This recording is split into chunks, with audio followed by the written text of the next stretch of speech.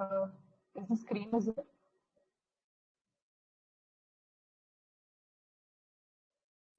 नहीं, मुझे मुझे तो विजिबल नहीं है, बाकी लोगों को है क्या? नहीं, मुझे भी नहीं।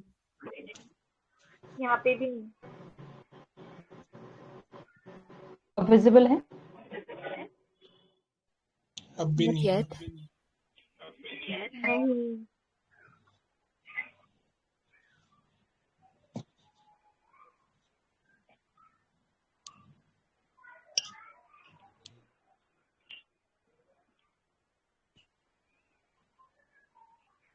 आप एक बार रिजॉइन कर लीजिए, मैं ऑन भी नहीं।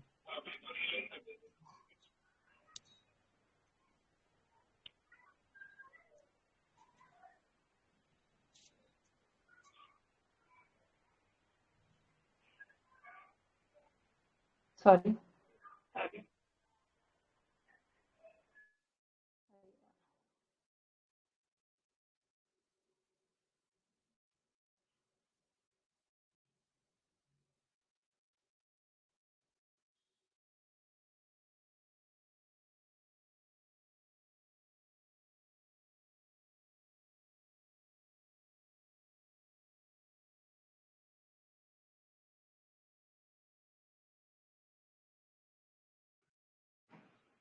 अब विजिबल है।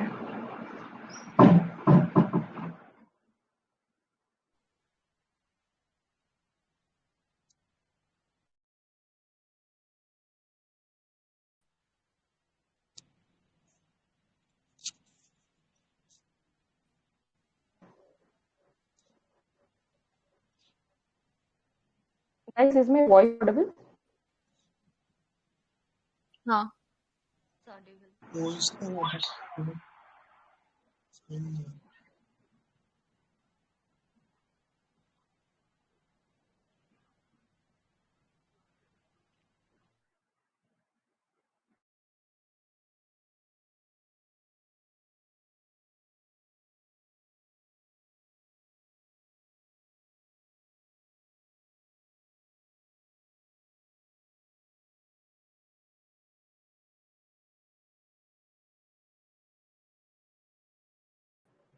Guys, is my voice audible now?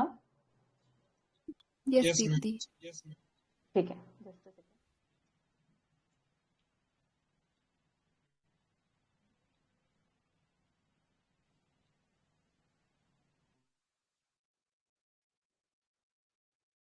ठीक है, screen is visible? Not yet. अभी visible नहीं है क्या? नहीं। नहीं। I don't know what's happening actually. मैं share कर रही हूँ.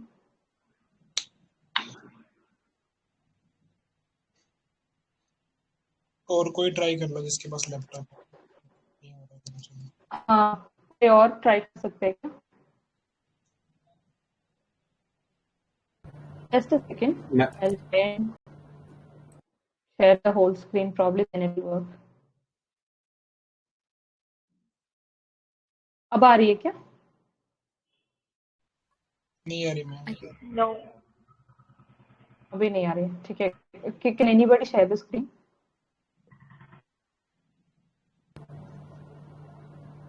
मैं ट्राई करके देखता हूँ।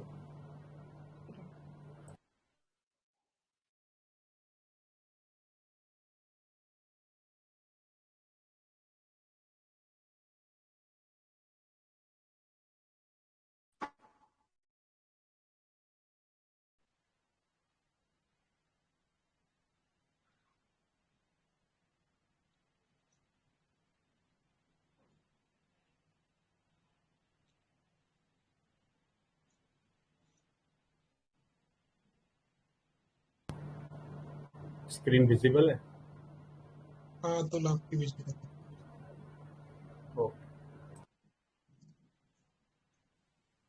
एक्चुअली मुझे विजिबल नहीं है. बाकी सबको विजिबल है क्या? विजिबल है। ओके.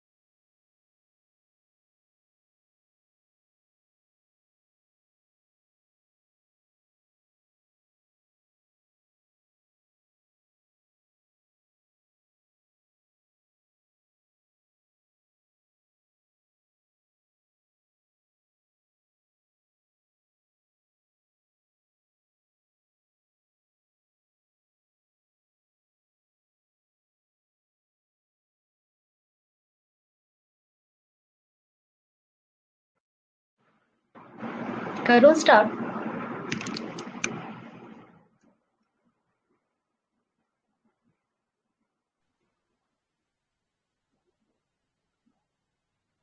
मेरी वॉइस क्लियर है ना? हाँ वॉइस तो क्लियर है। ठीक है। तो क्वेश्चन है पहला, regarding money bill which of the following statement is not correct पूछ रहा है।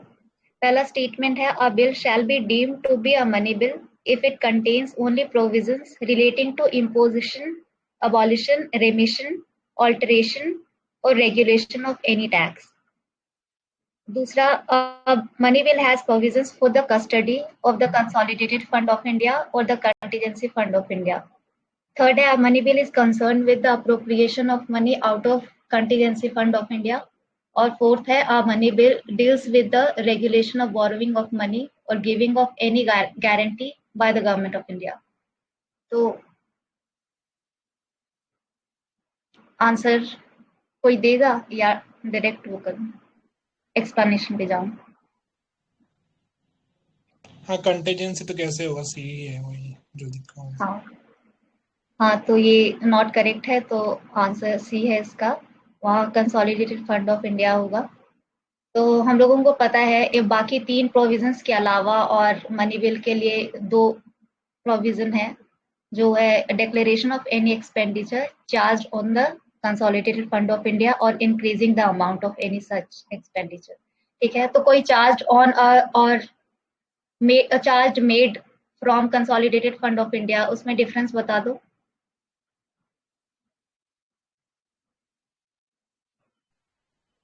वोटिंग वाला होता है ना, कि जो चार्ज ओन या अपोन होता है उसमें वोटिंग वगैरह नहीं हो सकती ना। हाँ, तो ये कंसोलिडेटेड फंड ऑफ इंडिया में जो पैसे होते हैं, जितने भी कॉन्स्टिट्यूशनल ऑफिस होते हैं, उन सब के सैलरीज, इमोल्यूमेंट्स, इन सब के लिए जाते हैं, तो बार बार वो वोट करना पॉसिबल नहीं है ना, कितना अमाउंट जाए, तो इसलिए ये चार्ज मेड फ्रॉम वो सैलरी अलाउंसेस वाली अकाउंट है, और ये charge on consolidated fund of India, तो ये इसमें वोटिंग होती है। ठीक है, the receipt of money on account of consolidated fund of India or the public account or the custody or issue of such money or the audit of the accounts of union or of a state. ठीक है, तो ये सारी money, तो ये सारी चीजें होनी चाहिए, ये प्रोविजन सब मनी बिल में होनी चाहिए। फिर ये डिफरेंस है मनी बिल और ऑर्डिनरी बिल में। तो हमें पता है लोकसभा में इनिशिएट हो सकती है मनी बिल ओनली, और मिनिस्टर केवल कर सकता है ओनली, और वो भी money bill prior recommendation of president initiate होती है, और राज्यसभा की केवल रिकमेंडेटरी पावर है, मतलब वो रिकमेंड कर सकता है अमेंडमेंट्स, लेकिन वो लोकसभा के ऊपर है कि वो एक्सेप्ट करता है या नहीं।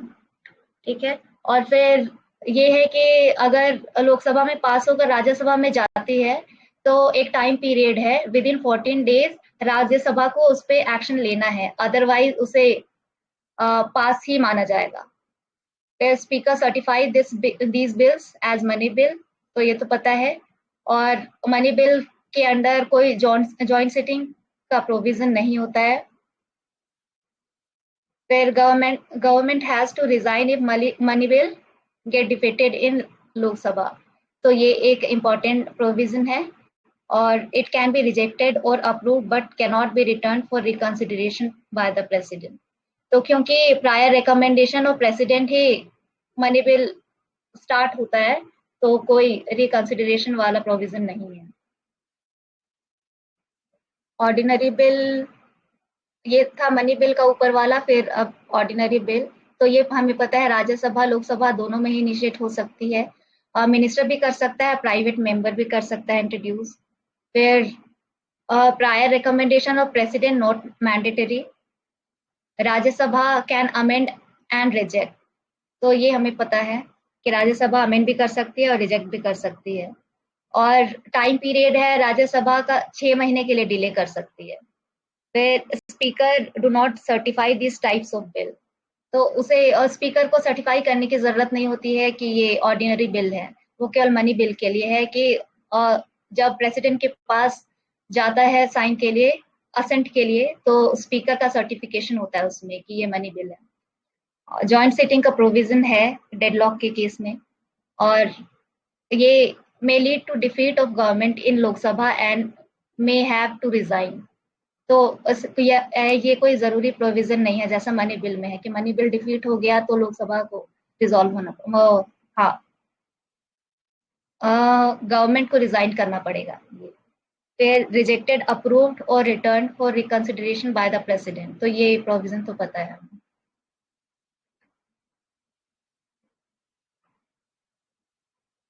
तो उससे रिलेटेड क्वेश्चंस आए हैं मनी बिल से। 2013 का है, what will follow if a money bill is substantially amended by the Rajya Sabha. तो ये 4 ऑप्शन है, आंसर सामने दिख रहा है। तो द लोकसभा में still proceed with the bill accepting और not accepting the recommendation of the Rajya Sabha. तो ये आंसर है। तो हमने देखा पहले कि राज्यसभा ने अगर सब्सटैंशियली अमेंड कर दिया है तो वो लोकसभा पे डिपेंड करता है कि वो उसे विद अमेंडमेंट उन्हें एक्सेप्ट करना है या फिर ओरिजिनली वो आगे लेकर जाएंगे ओरिजिनल डॉक्यूमेंट। तो यही है बस।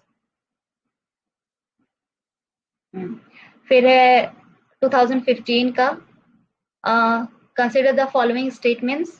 तो पहला है, राज्यसभा हैज नो पावर इधर टू रिजेक्ट और to amend a money bill.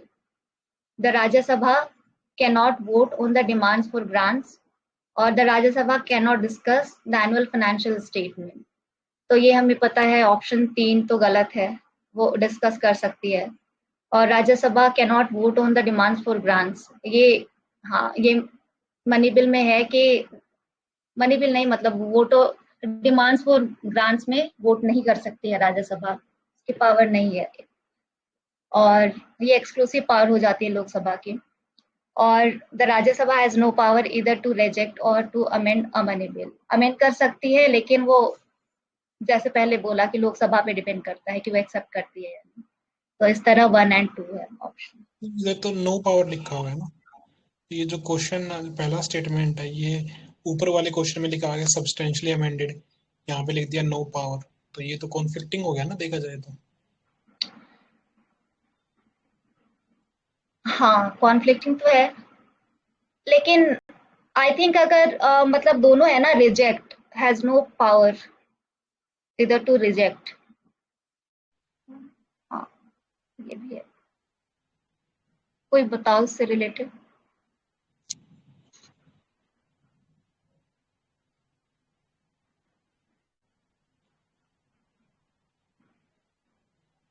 हाँ, ये हो सकता है, ये 15 में मिस्टेक हो गई थी ना पहले वाले 13 वाला ऊपर वाला सवाल में। चलो हाँ, ये रिजेक्ट को डिले कर रहा है क्या, मतलब अगर रिजेक्ट को हम लोग डिले की तरह देखें तो मैम डिले तो 14 डे में हो सकता है, तो वो तो मतलब रिजेक्ट तो अलग ही चीज है, वो तो कर ही नहीं सकते ना वो तो रिजेक्ट।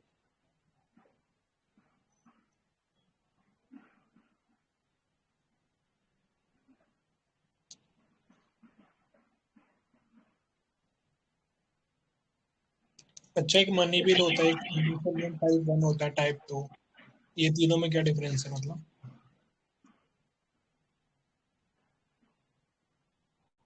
फिर से क्वेश्चन। मैं बोल रहा हूँ एक मनी बिल होता है अपना, एक फाइनेंशियल बिल टाइप 1 होता है, फाइनेंशियल बिल टाइप 2 होता है, 3 चीजें होती है ना, क्या डिफरेंस है?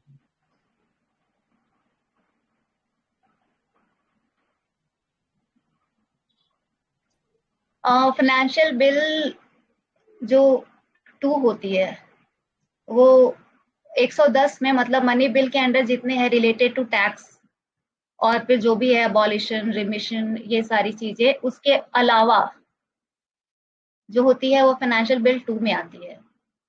और ये ऑर्डिनरी बिल की तरह पास होती है, और फिर और on the recommendation of president शायद होती है बस।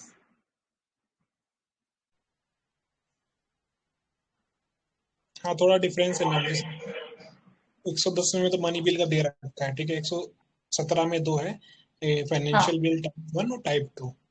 तो टाइप 1 वाला मतलब थोड़ा अलग रहता है कि उसमें प्रेसिडेंट का रिकमेंडेशन चाहिए, मतलब कुछ फीचर उसके सिंपल बिल वाले होते हैं, कुछ ऑर्डनरी वाले होते हैं, तो ऐसा कुछ डिफरेंस करके है। ऐसा बोलते हैं ना, वो all money bill are financial bill, पर इसका अपोजिट नहीं है, all financial bill are not money bills, कुछ ऐसा करके डिफरेंस है आर्टिकल 17 का।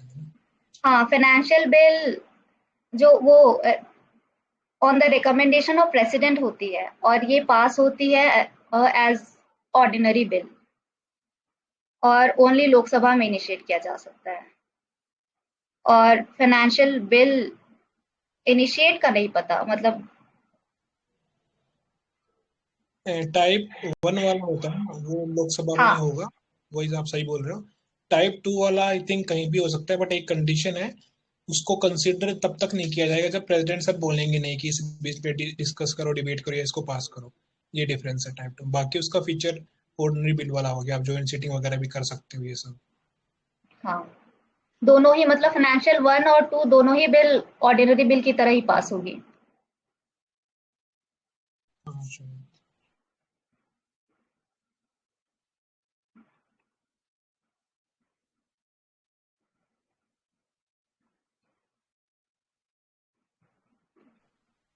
फिर ये प्रेसिडेंट का है, with reference to the election of the president of India consider the following statements. तो ये पहला स्टेटमेंट कह रहा है the value of the vote of each MLA varies from state to state.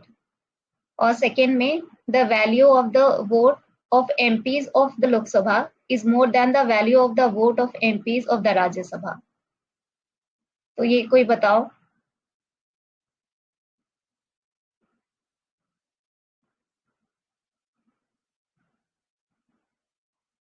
दूसरा गलत है, वो फॉर्मूला होता है सिंपल एमएलए का जितना वैल्यू डिवाइड बाय पॉपुलेशन, दूसरा गलत हो जाएगा, पहला सही है।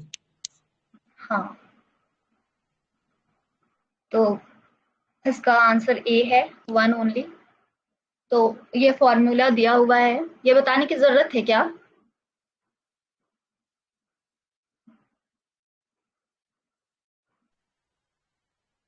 ये तो फ्लैट ही में बढ़ सकते हैं।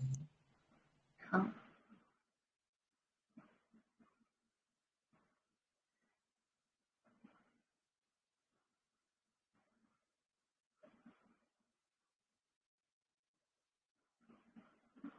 तो भाई हाँ 2018 में प्रेसिडेंट से रिलेटेड क्वेश्चन है।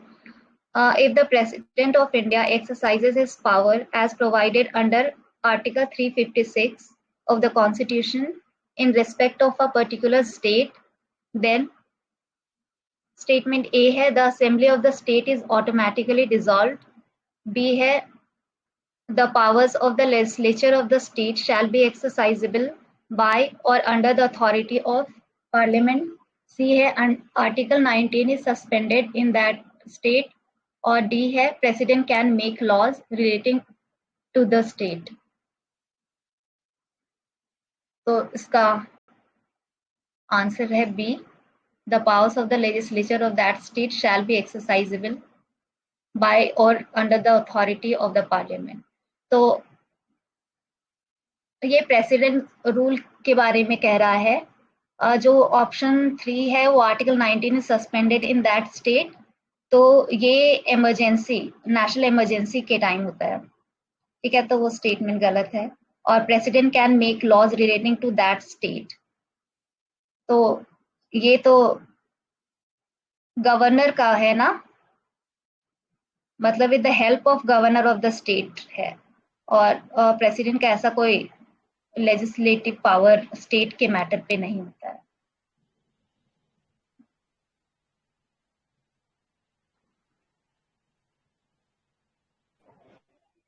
फिर consider the following statements.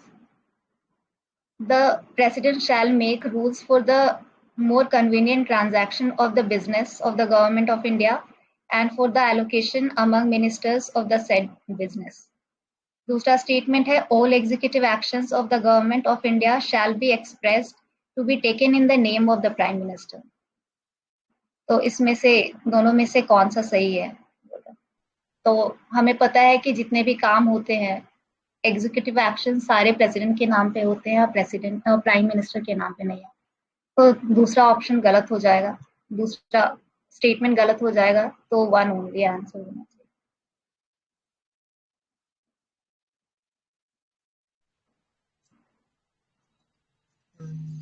एक क्वेश्चन है, prime minister is an executive head and president is a political head of the state. True or false statement? Executive head तो प्रेसिडेंट है ना। हाँ, प्राइम मिनिस्टर पॉलिटिकल हेड होता है। Head of state, head of government भी बोलते हैं ना, ऐसा कुछ रहता हाँ, head of government.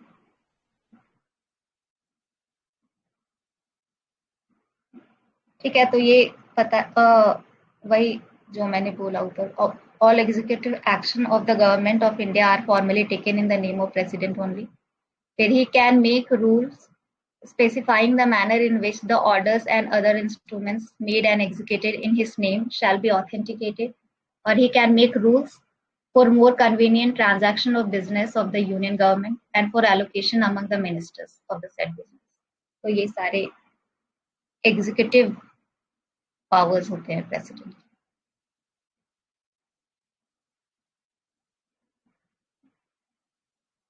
Next question है, according to the Constitution of India, it is the duty of President of India to cause to be laid before the Parliament which of the following? तो इनमें से कौन सा report parliament के सामने वो करता है, कह रहा है? तो the recommendation of union finance commission, फिर the report of the public accounts committee, the report of the Comptroller and Auditor General, or the report of the National Commission for Scheduled Castes. तो answer बताओ कोई। Second वाला तो नहीं होगा ना, parliament का ही होता है ना। हाँ, तो सी हो जाएगा। हाँ ठीक।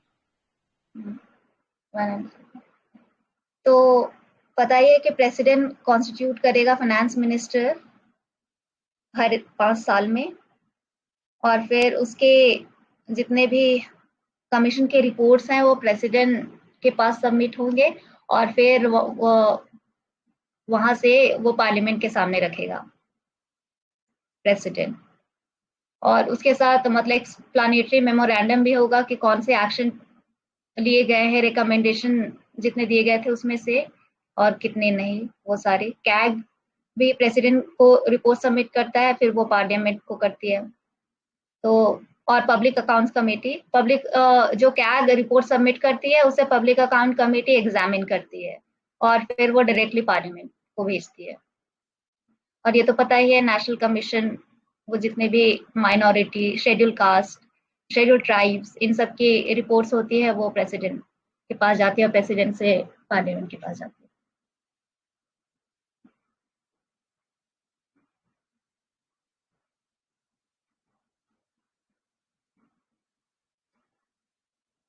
Which one of the following amendments to the Indian Constitution empowers the President to send back any matter for reconsideration by Council of Ministers?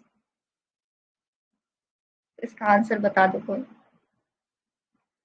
कौन सा अमेंडमेंट था वो? तो दिख ही रहा है मैम, डी है। तो ये 44th अमेंडमेंट है। ठीक है, तो आर्टिकल 74 है। तो article 74 provides for a council of ministers with the prime minister at the head to aid and advise the president in the exercise of his function. ठीक है, और 42nd and 44th constitutional amendment से वो binding हो गया कि aid and advice of prime minister जरूरी है, मतलब वो बाइंडिंग होगा प्रेसिडेंट पे, उनके जो भी वो कहते हैं वो। 42nd में कर दिया था ना कि आपको देना ही पड़ेगा, मतलब कुछ भी हो जाए, हमने कुछ भी बोल दिया। 44th में एक टाइम का विंडो दे दिया इनको, कुछ ऐसा है ना। 44 क्या बोला? मैं बोल रहा हूँ 40 जो सेकंड था इंदिरा गांधी के टाइम का है ना, वो उन्होंने ये लिख दिया था कि हम कुछ भी भेजे प्रेसिडेंट को उनको करना ही पड़ेगा। फिर 44th वाले में वन टाइम विंडो की आप रिकंसिडर कर सकते हो, ये कर दिया, ऐसा कुछ है ना? हाँ नवीन, आपकी वॉइस ना थोड़ी कम आ रही है, पता नहीं मुझे ही बस कम आ रही है या फिर बाकी लोगों को भी। अच्छा, अब आ रही है क्या? हाँ अब आ रही है। मैं बोल रहा था कि 40 सेकंड वाले में इंदिरा गांधी मैम ने ये कर दिया था ना कि हम कुछ भी प्रेसिडेंट को भेजे वो मतलब उनको हमें करना ही पड़ेगा, लेकिन 44th वाले में एक बार रिकंसिडरेशन वाला विंडो उनको दे दिया गया है, कुछ ऐसा हुआ है ना? हाँ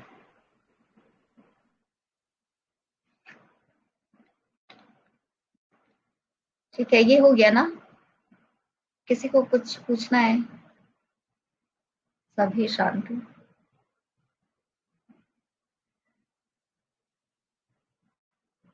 नेक्स्ट क्वेश्चन है, in the Indian context what is the implication of ratifying the additional protocol with the International Atomic Energy Agency? तो ये स्टेटमेंट दिए हुए हैं, civilian nuclear reactors come under IAEA safeguards. B है, military nuclear installations come under inspection of IAEA. The country will have the privilege to buy uranium from the nuclear supplier groups. और फिर the country automatically becomes a member of the NSG. तो ये option D तो एकदम ही हटा दो, automatically becomes, ये लिखा हुआ है। और फिर हमें पता है कि एनएसजी के लिए एनपीटी चाहिए होता है, ठीक है। और ये military nuclear installation under inspection आएगा, ये भी थोड़ा स्टेटमेंट थोड़ा शेडी है, क्योंकि कोई भी अपना मिलिट्री इंस्टॉलेशन दिखलाना नहीं चाहेगा, वो आइए मतलब वो अपना सीक्रेट क्यों रिवील करेगा। और तो इसका ऑप्शन ए है आंसर। तो एडिशनल प्रोटोकॉल होता क्या है, तो वो एक इंटरनेशनल एटॉमिक एनर्जी एजेंसी का जितना सेफगार्ड दिया हुआ है, मतलब एग्जिस्टिंग सेफगार्ड के अलावा एडिशनल प्रोटोकॉल, मतलब वो स्टैंड अलोन अग्रीमेंट नहीं है, लेकिन जो एग्जिस्टिंग सेफगार्ड्स अग्रीमेंट है उनके अलावा ये सारी चीजें हैं, इस तरह कुछ क्राइटेरियाज है, ठीक है। तो it significantly increases the IAEA's ability to verify the peaceful use of all nuclear material in states with comprehensive safeguards agreements. तो इसमें एक्स्ट्रा कमिटमेंट्स होते हैं, तो मेरे एक पहले कोई कुछ नोट्स थे तो उसमें मैंने ये ऐड कर दिया है, पढ़ना होगा तो पढ़ लेना, ठीक है। थोड़ा सा नीचे करो, नहीं पूरा नहीं, पेज, हाँ। तो ये एडिशनल कमिटमेंट्स होते हैं कि थोड़ा नीचे, पेज वो ज्यादा नीचे चला गया, ज्यादा ऊपर ही रह गया, हाँ बस और थोड़ा सा ऊपर जो एडिशनल कमिटमेंट्स है ना, हाँ ठीक है। तो इसमें सेपरेशन प्लान होता है जिसमें आपको बतानी पड़ती है कि हमारे पास इतने सिविलियन रिएक्टर्स है और इतने मिलिट्री लिस्ट में है, तो उसके अकॉर्डिंग मिलिट्री लिस्ट में है वो अंडर इंस्पेक्शन नहीं आता है, लेकिन सिविलियन वाली आती है, ठीक है। तो ये जो एडिशनल कमिटमेंट्स होते हैं एडिशनल प्रोटोकॉल के अंडर, तो एक तो ये है कि आपको सेपरेट करना पड़ेगा वो लिस्ट, और फिर जो आपको इन्फॉर्म करनी पड़ेगी एक्सपोर्ट्स के बारे में, यूरेनियम एक्सपोर्ट्स के बारे में कि नॉन वेपन स्टेट्स में भी जा रहा है ये। तो ये छूट मिली हुई है जो 5 न्यूक्लियर वेपन स्टेट्स है कि मिलिट्री रिएक्टर्स वो रख सकते हैं, लेकिन इंडिया एक अकेला ऐसा कंट्री है जो वो 5 न्यूक्लियर वेपन स्टेट के अलावा ये बस इंडिया को ही मिलिट्री रिएक्टर्स रखने की वो रखना अलाउड है, ठीक है। और फिर ये एक्सपोर्ट के बारे में इन्फॉर्म करना है IAEA को, और थर्ड है कि थोरियम का एक्सपोर्ट, पहला यूरेनियम का एक्सपोर्ट, दूसरा थोरियम का एक्सपोर्ट, उसके बारे में इन्फॉर्म करना, और वही सेपरेशन प्लान वाला। ठीक है, तो ये एडिशनल कमिटमेंट्स है। और भी कुछ कुछ है, लेकिन ये 3 इंपॉर्टेंट है। तो IAEA के बारे में है, तो इसको एटम्स फॉर पीस भी कहा जाता है। तो 1957 में स्टैब्लिश हुई थी, वियना ऑस्ट्रिया में हेडक्वार्टर है, और ये एक स्पेशलाइज एजेंसी है UN की। तो उसका एम है safe, secure, peaceful nuclear technology का यूज करना, ठीक है, और उसे प्रमोट करना। ठीक, सिविल यूजेस के लिए आप यूज कर सकते हो, लेकिन मिलिट्री यूज के लिए वो कंट्रोल करना है। तो और न्यूक्लियर रिजीम बहुत सारे हैं, कंट्रोल रिजीम, तो उसमें से MTCR, न्यूक्लियर सप्लायर ग्रुप्स, और वासेनार, ऑस्ट्रेलिया ग्रुप, ये सारी चीजें हैं।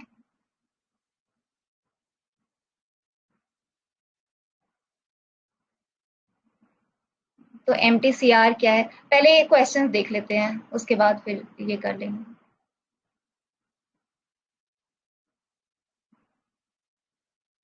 तो ये क्वेश्चन है, recently the USA decided to support India's membership in multilateral export control regimes called the Australia Group and Wassenaar Arrangement।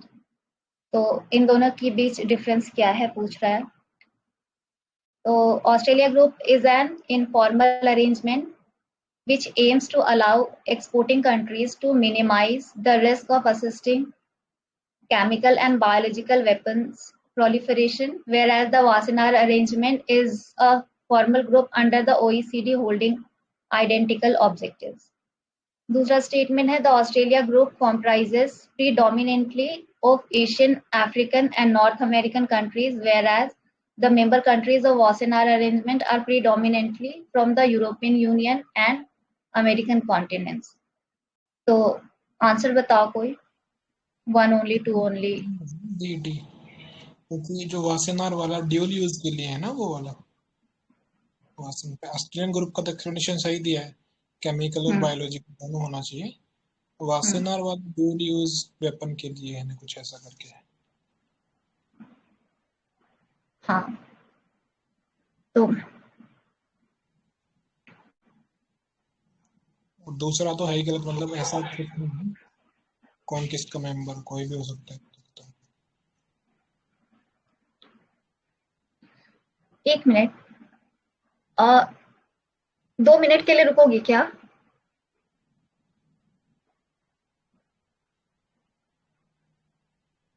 ठीक है मैम, कोई और कर दो इतने में, तो मैं कंटिन्यू कर देता ना इतने। तो कर दो। हाँ, तो देख लो, ये ऑस्ट्रेलिया ग्रुप वाला है जो, सर राइट में कर दीजिए, क्वेश्चन ही निकाल दीजिए, सॉल्यूशन हो। तो ऑस्ट्रेलियन ग्रुप मल्टीलेटरल है, ठीक है, informal group of countries, establish in 1985, ठीक है, help to member countries to identify export which needed to be controlled. तो इसमें 2 है, केमिकल और बायोलॉजिकल के लिए, ठीक है। तो Wassenaar agreement formally establish in July 1996 is a voluntary export control regime for conventional arms and dual use goods and technology is a multilateral export control regime. Wassenaar Agreement is a grouping of 42 countries of which India is the latest entrant। तो अपन Australian group का भी है, Wassenaar का भी है, MTCR का भी, हम NSG के नहीं है बस, ठीक है, ये याद रखना। अगला एक और क्वेश्चन है फिर, organization for prohibition of chemical weapons, ठीक है, ये 2016 में पूछा है। तो पहला है, it an organization of European union in working relationship with NATO and WHO। तो WHO कहाँ से आ गया यहाँ पे। सेकंड है, it monitors the chemical industry to prevent new weapons from emerging. तो ये है। थर्ड है, it provide assistance and protection to states against chemical weapon threats. Solution इसका क्या है, बी है क्या? हाँ, बी है। तो 1997 में बना था अपना ये, ठीक है। तो CWC is a multilateral treaty banning chemical weapons and requiring their destruction within stipulated time. Mandatory to destroy old and abundant chemical weapons. OPCW implement and enforce the terms of CWC. Headquarter Netherlands Hague में है और chemical weapon convention act 2000 pass by Indian to implement the CWC.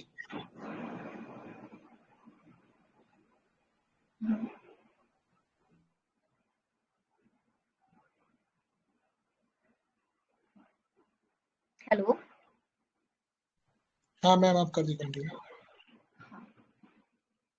ठीक है. तो क्या बताया MTCR, ये Australia हाँ. ग्रुप सभी. क्वेश्चन वाला तो हो गया, जो आपने जो MTCR वगैरह नोट्स बनाया ना वो वाला नहीं होगा, वो वाला आप बता दीजिए. अच्छा,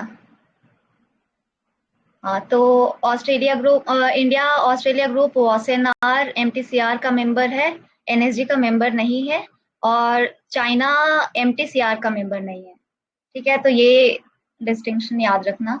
NSG का मेंबर तो ऑब्वियसली P5 में आते हैं, तो वो चाइना हो गई उसका मेंबर, और एक CTBT है.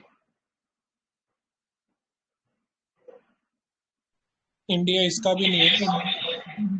किसका? CTBT का. हाँ नहीं है, इंडिया PTBT का ना, पार्शियल टेस्ट बैंड ट्रीटी वाली है जो. हाँ, CTBT का मेंबर नहीं है, तो ये comprehensive nuclear test ban treaty है. तो ये बैन करना चाहता है all nuclear test explosions anywhere in the world. तो कोई भी टेस्ट नहीं कर सकता है. और फिर यही जो डिसआर्मामेंट कॉन्फ्रेंस ऑन डिसआर्मामेंट 1994 में जिनेवा में जो कन्वेंशन हुआ है, उसके अंडर CTBT बनी है और adopted by united nation general assembly, और India is not a member. बस.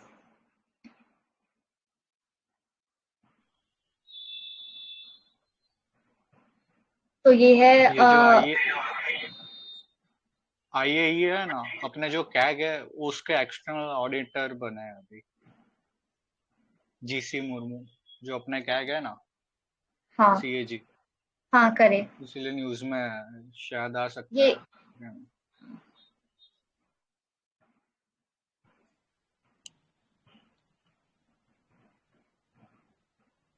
रिपीट करना एक बार, क्या बोला? अपने जो CAG है GC मुर्मू, वो selected as the external auditor of IAEA. Okay.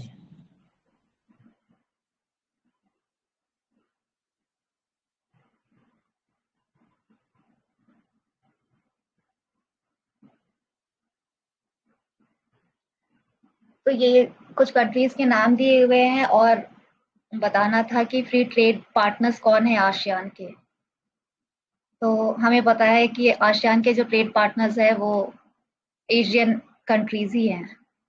तो US को एलिमिनेट कर दो तो सेक B-D चला जाएगा, और कनाडा को भी, तो 2A भी चला गया, तो C आंसर होना चाहिए 1, 3, 4, F5. ठीक है. तो तब का कॉन्टेक्स्ट ये था कि 2018 में जनवरी में न्यू दिल्ली में समिट हुआ था, आसियान इंडिया समिट. तो आसियान का ओरिजिन तो पता है, बैंकॉक डिक्लेरेशन से आया है. फाउंडिंग मेंबर्स थे इंडोनेशिया, मलेशिया, फिलीपींस, सिंगापुर और थाईलैंड, और बाकी 5 लोगों ने बाद में ज्वाइन किया, ब्रुनेई, म्यांमार, लाओस, वियतनाम और कंबोडिया. ठीक है. तो FTA अग्रीमेंट आसियान का Australia, New Zealand, China, Japan, south Korea और इंडिया के साथ है. तो इंडिया और आसियान का यही कि इंडिया आसियान का 4th लार्जेस्ट ट्रेडिंग पार्टनर है, और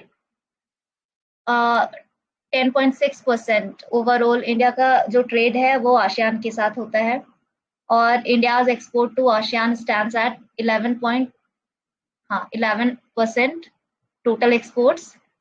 तो ये काफी बड़ा वो है, पोर्शन है. बस.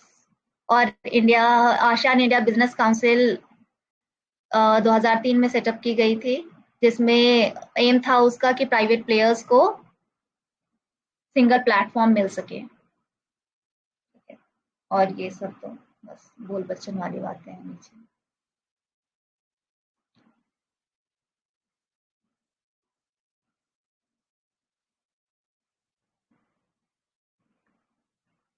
ये पढ़ना है क्या?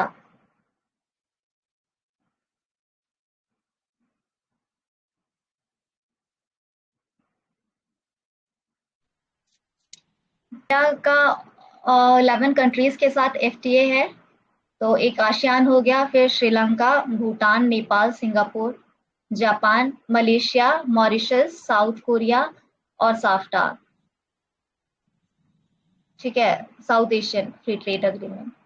फिर PTA है, प्रेफरेंशियल ट्रेड एग्रीमेंट सार्क के साथ। SAARC, Chile, Afghanistan, Asia Pacific और मर्कोसर कंट्रीज। तो मर्कोसर कंट्रीज में कौन कौन से कंट्रीज आते हैं ये बता दें। साउथ अमेरिका, ब्राजील वगैरह, हाँ पैराग्वे।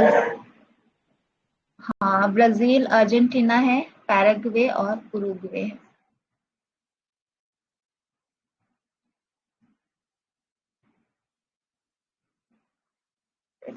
क्वेश्चन है, India is a member of which among the following.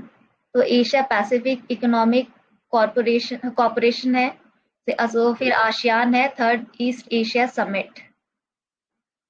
तो हमें पता है कि एशिया पैसिफिक में तो नहीं है, आसियान में भी नहीं है, तो तीनों ही है, इसके तीनों में नहीं।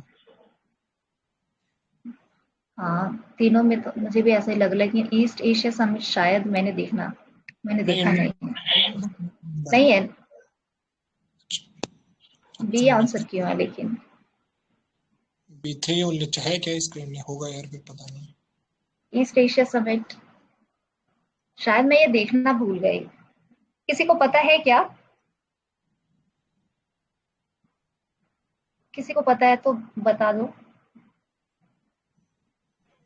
एशियान का मेंबर तो नहीं है। नहीं, आसियान अरे का तो नहीं है। अच्छा, ईस्ट टीचर एशिया वो सब। तो 18 मेंबर है ना, 18 मेंबर है उसमें, तो एशियान +6 है और US और रसिया है। सही बोला। +6 में इंडिया है क्या उसमें, ईस्ट एशिया समिट में? हाँ, एशियान +6 में इंडिया आता है ना। ओके ठीक है, तो बी होगा। मैम आपने ठीक मार्क किया तो शायद। ठीक है, तो एशिया पैसिफिक कॉर्पोरेशन है, ये रीजनल इकोनॉमिक फोरम है, 1989 में स्टैब्लिश हुई थी। ठीक है, तो इसका वो है कि एशिया पैसिफिक जो रीजन है वो उसका इम्पोर्टेंस बढ़ता जा रहा है, तो उससे लेवरेज लेने के लिए। तो वही कि जो इमर्जिंग इकोनॉमीज हैं वो उनको वर्ल्ड प्लेटफॉर्म में एक अच्छा क्या कहें इकोनॉमिक इंटीग्रेशन मिल सके। ठीक है, फंक्शन है all resident to help all resident of the Asia Pacific participate in the growing economy। और फिर डिजिटल स्किल्स ट्रेनिंग प्रोवाइड कराना है रूरल कम्युनिटीज को, और हेल्प करना है इंडिजिनस विमेन को एक्सपोर्ट करना तुम उनके प्रोडक्ट को। ठीक है, तो ये थोड़ा लगता है कि इंटरनेशनल ऑर्गेनाइजेशन है तो शायद नहीं होगा, लेकिन ये डिजिटल स्किल्स ये और फिर इंडिजिनस वेमेन को एक्सपोर्ट में बढ़ावा देना, ये थोड़ा देख लेना। और रिकग्नाइज करना है कि क्लाइमेट चेंज का इम्पैक्ट क्या है, ये सारी बातें बस। ये तो एपिक का ईस्ट एशिया मेंबर पॉलिसी में RCEP भी आता है ना? ईस्ट एशिया पॉलिसी में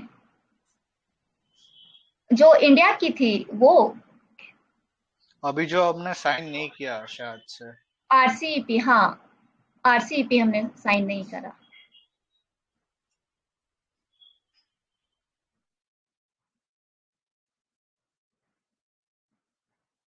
तो ये एपेक मेंबर्स हैं, देख लेना। फिर है, ये देखना है क्या, रशिया है, जापान है, ये सारे। With reference to Indian Ocean Rim association,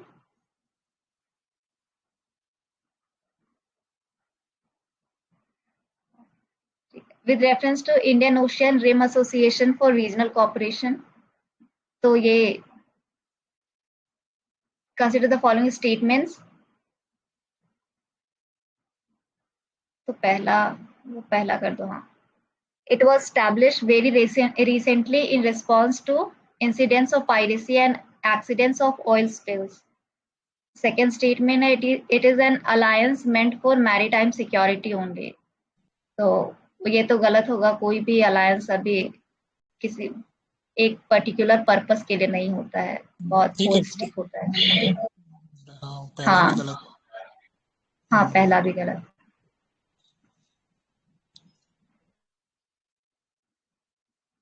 तो इसका ऑब्जेक्टिव था रीजनल कोऑपरेशन और सस्टेनेबल डेवलपमेंट को बढ़ावा देना, ठीक है। और पता ही है रीजनल फोरम है, ट्राइपार्टाइट इन नेचर है, मतलब गवर्नमेंट, बिजनेस, एकेडमी, हाँ एकेडमिक, ये सारी चीजें आएंगी, एक दूसरे के कोलैबोरेशन से जो भी काम करेंगी वो। और it is based on the principle of open regionalism for strengthening economic cooperation, particularly on trade facilitation and investment promotion as well as social development of the region। ठीक है, तो ये मैरीटाइम सिक्योरिटी के लिए नहीं है, ये इकोनॉमी बूस्ट करने के लिए, ट्रेड फैसिलिटेट करेगी, इन्वेस्टमेंट को बढ़ावा देगी, इन सब चीज के लिए। और इसके मेंबर्स है आई थिंक 21 या 22 कंट्रीज हैं। तो इसमें India, Australia, Iran, Indonesia, Thailand, नीचे मैप देख लेना।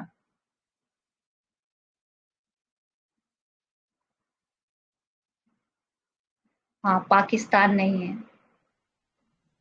अच्छा, मैरीटाइम सिक्योरिटी का मतलब बिल्कुल ही नहीं करेगा क्या ये सवाल है मेरा। लिखा तो नहीं है मैरीटाइम नहीं, मैरीटाइम सिक्योरिटी का नहीं है शायद, इनका एक वो इन्वेस्टमेंट, ट्रेड, इन सब चीज के लिए है। मतलब वो ओवर आर्च कर सकता है अपना फोकस एरिया, लेकिन मेनली ट्रेड, इन्वेस्टमेंट, इन सब चीज के लिए। हेडक्वार्टर्स वगैरह देख लेना इसका, कहाँ पे है। हेडक्वार्टर कहाँ है? चेक करता हूँ कोई भी।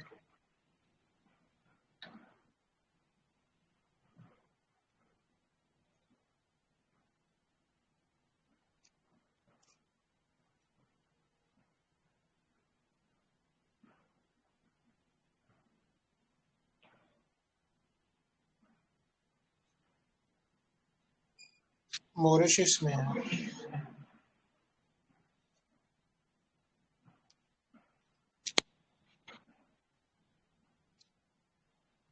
Nineteen 1997 establishment. नहीं, एक सेकेंड।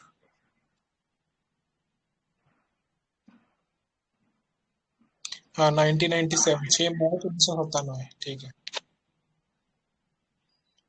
एस्टेब्लिशमेंट।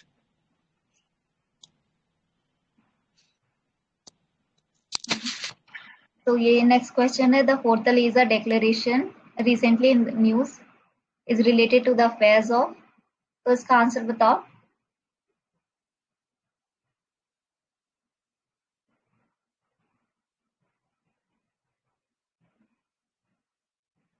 ब्रिक्स है ना, फोर्टलीजा डिक्लेरेशन से ब्रिक्स आई थी। तो फाउंडर मेंबर्स थे ब्राजील, रशिया, इंडिया, चाइना, बाद में साउथ अफ्रीका ने ज्वाइन किया 2010 में। और फिर अभी रिसेंटली बांग्लादेश, उरुग्वे, यूएई है, इजिप्ट ने अभी ज्वाइन किया है।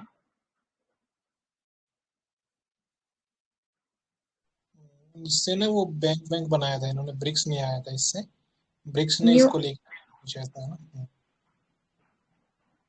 ओके, न्यू डेवलपमेंट बैंक आई थी क्या? हाँ, ब्रिक्स बैंक बोलते हैं इसको ना, वही है। हाँ, तो मेन रीजन था ब्रिक्स के आने का वो 2008 की जो फाइनेंशियल क्राइसिस थी, तो उसमें पता चल गया था कि डॉलर डोमिनेटेड मॉनेटरी सिस्टम की वजह से बहुत नुकसान हो रहा है, तो एक अलग मार्केट बनाने के लिए।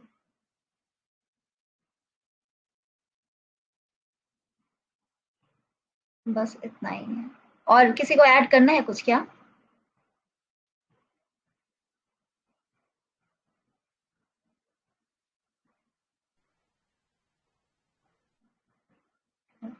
नेक्स्ट क्वेश्चन है, the term regional comprehensive economic partnership often appears in the news in the context of the affairs of a group of countries known as तो RCEP।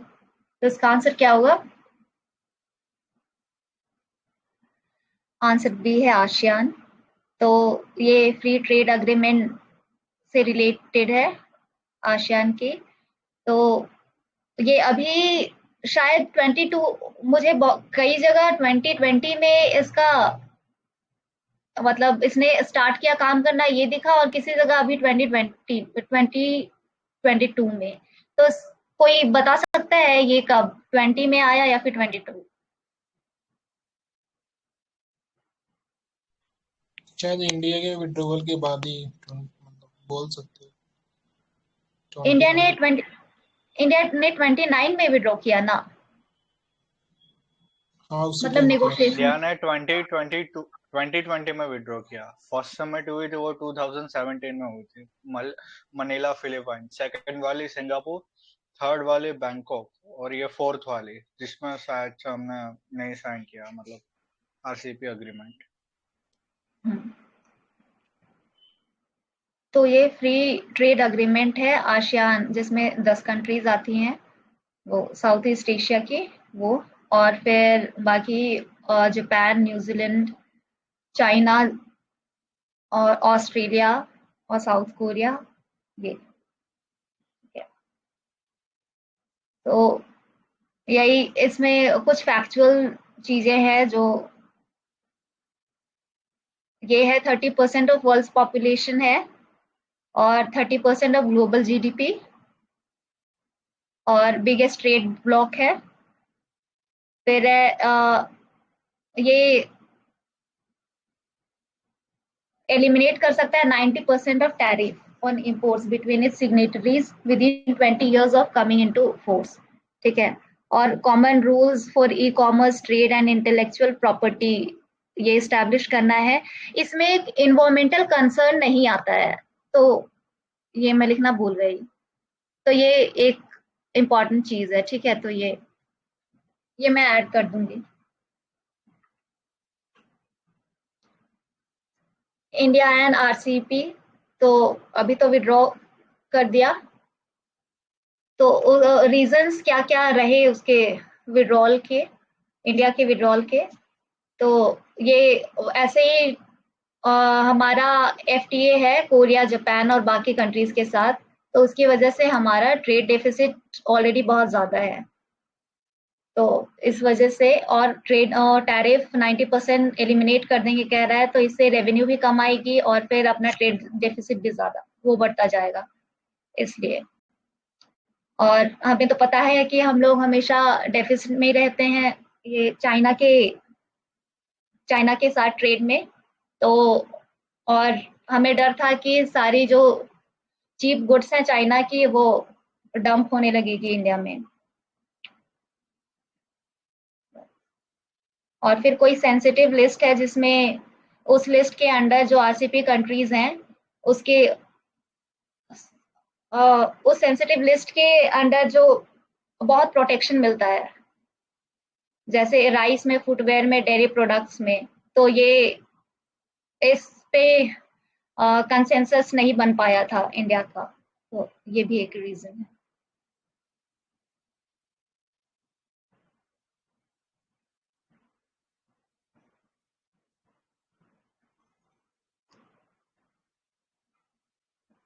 तो ये है क्लाइमेट स्मार्ट एग्रीकल्चर से related.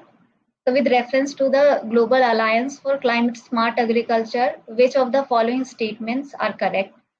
पूछ रहा है. Statement 1 है GACSA is an outcome of the climate summit held in Paris in 2015. Second है membership of GACSA does not create any binding obligations. Third है India was instrumental in the creation of GACSA. तो ये binding obligations, और यहाँ एक keyword है alliance. Alliance जब भी आए तो वो जनरली इंटर गवर्नमेंटल हो सकता है, उसमें बहुत एनजीओज की पार्टनरशिप भी होती है और एकेडमिक इंस्टीट्यूशंस भी काम करते हैं. तो ये अलायंस का एक वो है, ठीक है, कैरेक्टरिस्टिक है. तो जहां भी इतने सारे पार्टनर्स हो वो बाइंडिंग हो ही नहीं सकती है, और बहुत कम ऐसे क्या कहें ऑर्गेनाइजेशंस होते हैं जिनकी जो भी रूल्स एंड रेगुलेशन है होती है वो बाइंडिंग होते हैं. तो ये सेकंड ऑप्शन, तो सेकंड एलिमिनेट करने से आंसर आ जाए नहीं. हाँ ये सही है. हाँ थर्ड होना चाहिए मतलब. हाँ थर्ड होना चाहिए, थर्ड सही है. ठीक है. और ये 2014 में स्टार्ट. थर्ड गलत दिखा है ना आपके आंसर में, बी दिया आपने. हाँ ठीक है ना, मतलब does not create any binding obligation. मैं गलत बोल रही थी ना, ये सही है ना. थर्ड गलत है, इंडिया का वो टू ओनली आंसर है ना. हाँ टू ओनली आंसर है. तो ये GACSA है. तो ये तो ये global alliance for climate smart agriculture जो है वो 2014 में एग्जिस्टेंस में आया था, और यूएन क्लाइमेट समिट न्यूयॉर्क में. ठीक है. तो इंडिया इसका मेंबर नहीं है. इंडिया इसका मेंबर नहीं है, लेकिन इसका एक एनजीओ है, Indian NGO hand in hand, वो इसका मेंबर है. ठीक है. तो अरे मतलब ये यार ये लिखा हुआ है इंडिया इंस्ट्रूमेंटल मेंबर नहीं है, मतलब हमने इसको बनाने में हेल्प नहीं की, बट हम वैसे मेंबर है इसका मतलब ये है बात का. मतलब हमने इसके बनने के बाद इसको ज्वाइन किया, ये पॉइंट है इधर. हमने ज्वाइन किया है मतलब एज अ नहीं, एज अ कंट्री शायद वो नहीं है.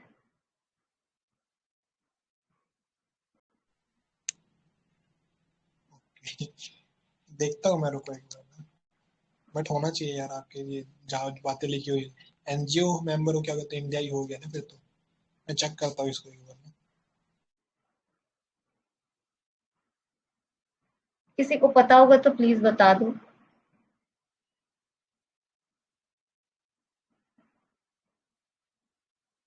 डाउट है.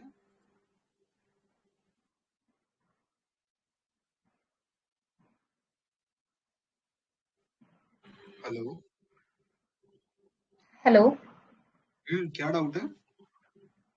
नहीं, ये कह रहे हैं कि वो GACSA है ना, global alliance for climate smart agriculture, उसमें country as a country India member है या नहीं. मतलब मैं कह रही हूँ कि एनजीओ है एक, वो उसका मेंबर है, लेकिन इंडिया रिप्रेजेंट नहीं करता है. अच्छा, ये तो वॉलंटरी ऑर्गेनाइजेशन है ना कुछ, जहाँ तक याद है मेरे को. हाँ ठीक है, आगे बढ़ते हैं ना अब तो. हाँ ठीक है. वो क्वेश्चंस देख लेते हैं. नवीन आपको मिलेगा तो आप बता देना. ठीक है.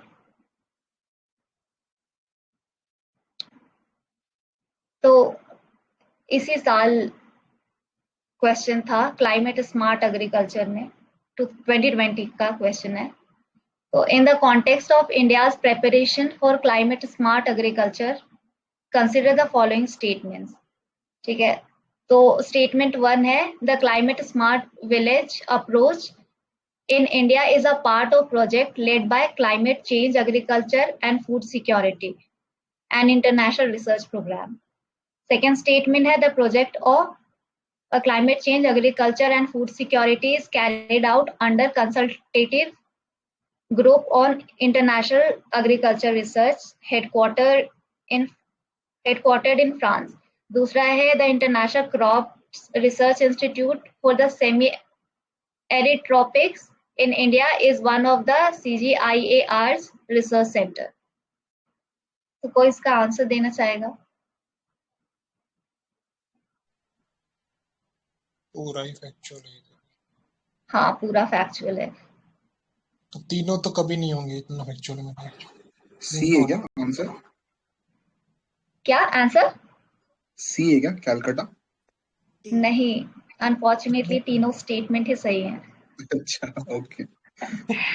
इसमें बहुत सारे फैक्ट्स, पता नहीं, ये तो देखकर ही एकदम छोड़ने लायक क्वेश्चन था। अरे मैंने वो देखा ना, उसमें इंडिया दिखा रहा है, उनकी वेबसाइट से देखा मैंने, पंजाब करके इंडिया लिखा हुआ वहां पे ना, India is a member list में लिखा हुआ है। मेंबर लिस्ट में लिखा है। मैं शेयर कर देता हूँ ना ग्रुप पे। हाँ ठीक है।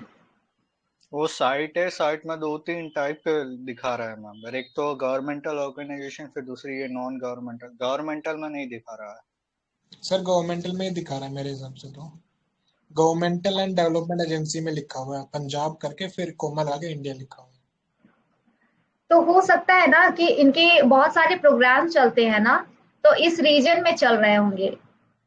जैसे ये है ना, ये जो ग्रुप है CGIAR दिखा रहा है, पंजाब दिखा रहा है। अच्छा चलो, हम गवर्नमेंट मान ही लेते हैं।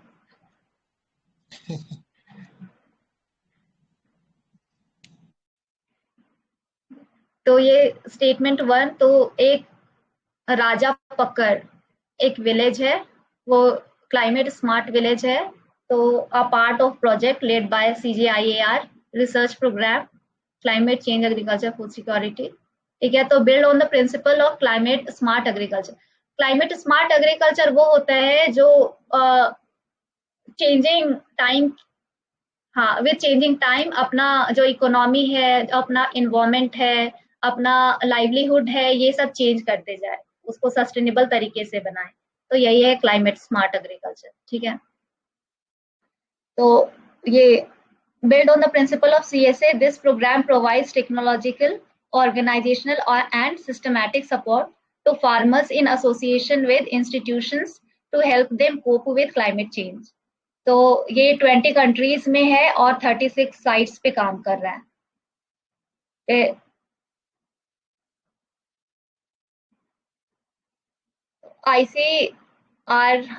ICRISAT जो सेमी एरिड वाला जो इंस्टीट्यूशन था, मुझे नाम भी नहीं याद आ रहा है, एक बार ऊपर करोगे? हाँ, ये है international crop research institute for semi arid tropics. तो ये इंडिया में इसका हेडक्वार्टर है, रीजनल हेडक्वार्टर हैदराबाद में, और 6 कंट्रीज में इसकी ऑफिसेज हैं, सब सहारन अफ्रीका में। ठीक है, तो ये एक इंडिया उसका CGIAR का मेंबर है, कंजोर्शियम है, उसका मेंबर है। तो ये इंटरनेशनल ऑर्गेनाइजेशन को रिसर्च फूड सिक्योरिटी के बारे में, मतलब food security related research program में ये पार्टनरशिप है इसका। पेरिस में हेडक्वार्टर है, ये पता है, ये दिखाई नहीं पड़ रहा है। तो ये फोकस एरिया है। ठीक है, climate adaptation and mitigation, environmental health and biodiversity, gender equality, youth and social inclusion, nutrition, health and food security, poverty reduction, livelihoods and jobs, ये सारे फोकस एरिया हैं।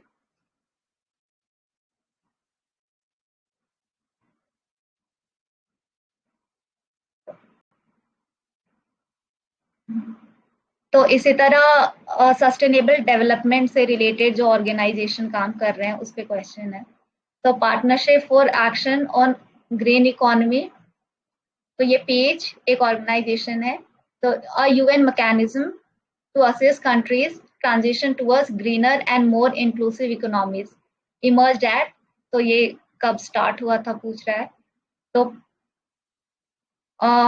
इसका आंसर बी है, United nation conference on sustainable development 2012 Rio de Janeiro में। तो ये factual था एकदम, मे बी न्यूज में रहा होगा 2018 में, इसलिए पूछा। मैंने इसका एक्सप्लेनेशन नहीं दिया है क्या? अच्छा, पेज का, सॉरी, मैं डाल दूंगी। नहीं, हमने डिस्कस कर लिया ये एक दो बारी कर लिया ना। अच्छा, इसलिए ही मैंने और हाँ, ये 2018 का क्वेश्चन है ना, तो अच्छा इसलिए मैंने नहीं दिया डाला, क्योंकि जिसका भी पार्ट होगा ना उसने कर लिया होगा। ये भी हो गया एजेंडा 21। हाँ, तो एजेंडा 21 सबको पता है कि ये अर्थ समिट से आया था 1992 में। बस ये डिस्कस करना है क्या? नहीं ना? नहीं यार, हो गया ना, काफी बार डिस्कस हो गया ये वाला क्वेश्चन था। नेक्स्ट है, which of the following is or are the aim of digital India plan of the government of India?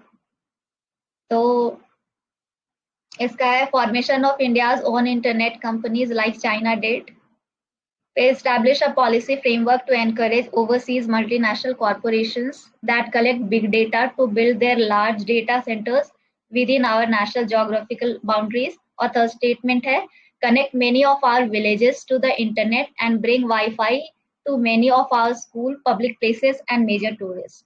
तो पहला तो बकवास है स्टेटमेंट, तो वो एलिमिनेट हो सकता है। और सेकंड भी, हम अपना डेटा किसी मल्टीनेशनल कंपनी कॉर्पोरेशंस को कलेक्ट करने क्यों देंगे? तो ये भी, तो बी आंसर है थर्ड।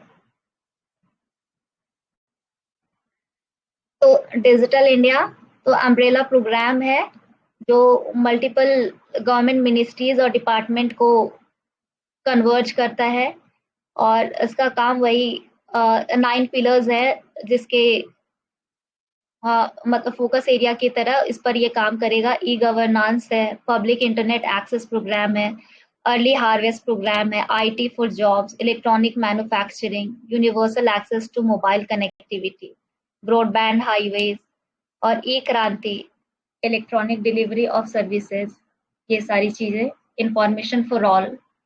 तो डिजिटल इंडिया प्रोग्राम का वो तो एम तो पता ही है।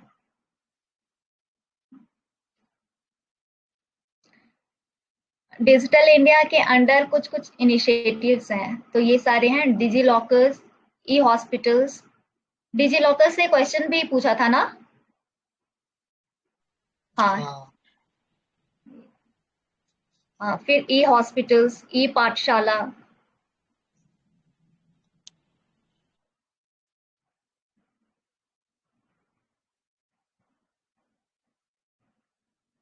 डिजिटल, हाँ डिजी लॉकर पे भी था और डिजिटल साइन पे भी था, दोनों पे ही था।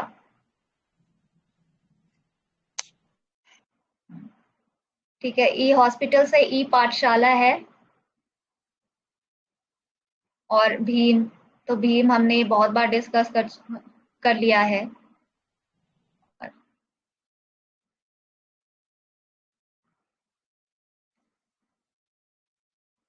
Regarding DigiLocker, sometimes seen in news, which of the following statements are correct? So it is a digital locker system offered by government under Digital India program. It allows you to access your e-documents irrespective of your physical location. तो दोनों ही statement सही हैं। तो answer नहीं दिया मैंने।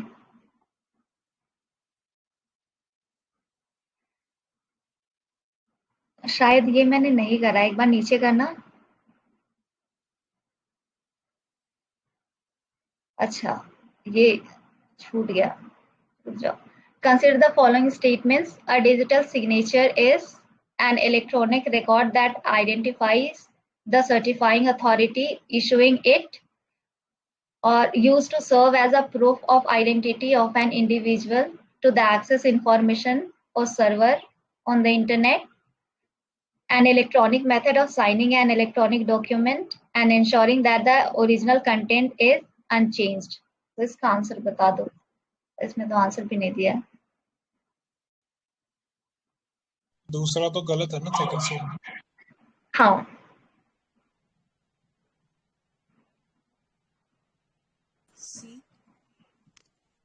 तो फिर सी 3 होने ज्यादा सही लग रहा है।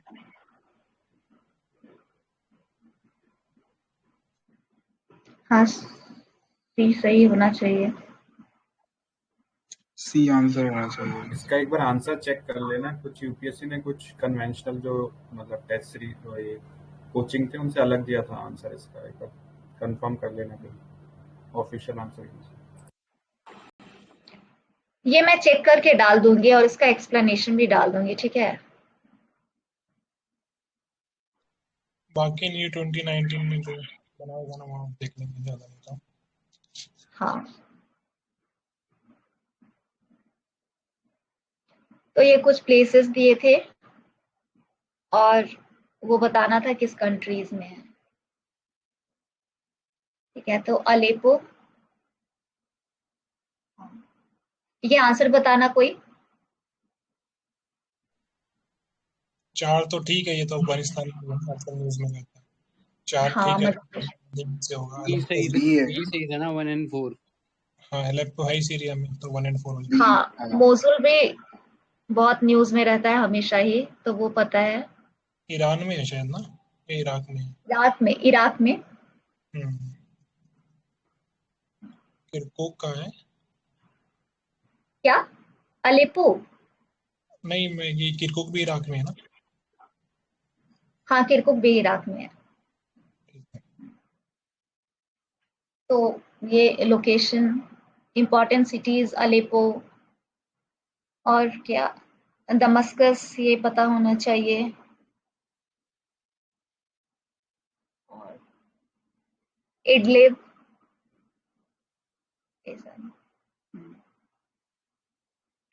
ये बाउंड्रीज कहाँ कहाँ से टच होती है? ये Turkey, Iraq, Jordan, Palestine, Lebanon.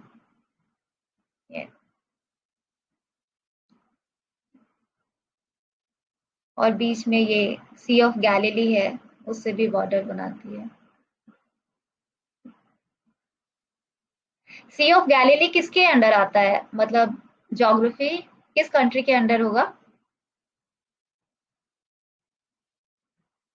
है कहाँ पे ये दिख नहीं रहा। एक बार इस तरफ करना, हाँ, नीचे। इजराइल के अंदर आता है ना? हाँ, इजराइल के अंदर ही आना चाहिए। यहाँ पे थोड़ा सा नीचे करना और, हाँ, ये जॉर्डन रिवर जहां से जा रही है ना सी ऑफ गैलिली में, नीचे की तरफ से। इजराइल के अंदर ही आना चाहिए ये तो। ठीक है, अंदर है। हाँ, ठीक है। तो ये इराक है, तो इसके इम्पोर्टेंट ये किरकुक ऊपर, नीचे बगदाद और अल बशर, ये न्यूज में रहता है। और कोई इम्पोर्टेंट सिटी जो हमेशा ही न्यूज में रहती है, ये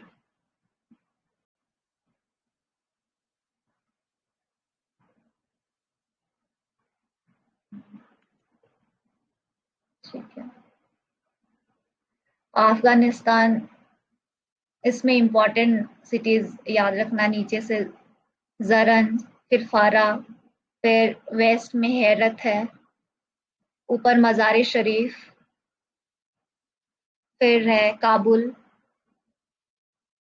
जाहिदान। जाहिदान कहाँ पे है? यहाँ नजर नहीं आ रहा है।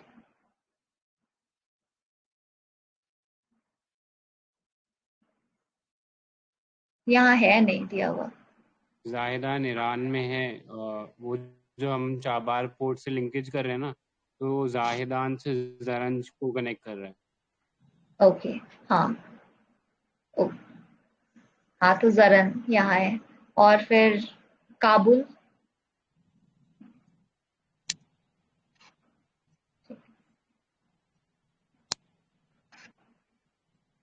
वेलकम संजय।